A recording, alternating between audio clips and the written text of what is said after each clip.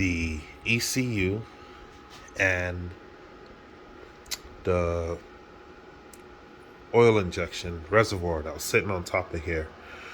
Once both of these things are done, now you're left with this here. Mercury Marine, I don't know. We'll just call it the 817.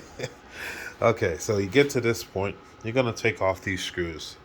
Remember, there's a negative here. That's a negative that was ran on the top of the left side of the ECU with the black screw.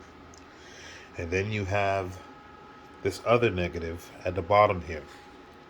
Understand, there's only two black screws, so they both go on the left hand side. And this bottom one, as we labeled ours, negative to starter and battery on the right side. So it went here.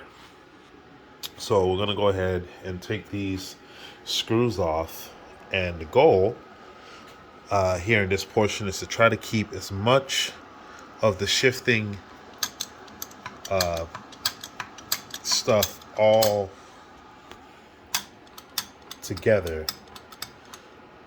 as best we can. So here we go. We're going to go ahead and start taking apart all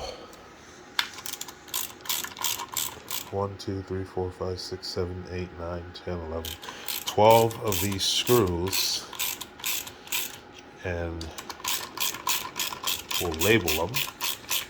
This is step 12 of the teardown.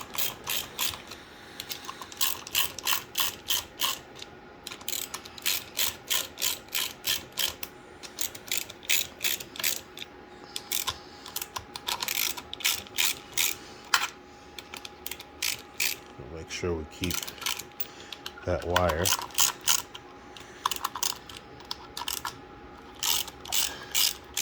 That one as well. Exactly where they are, exactly how they are.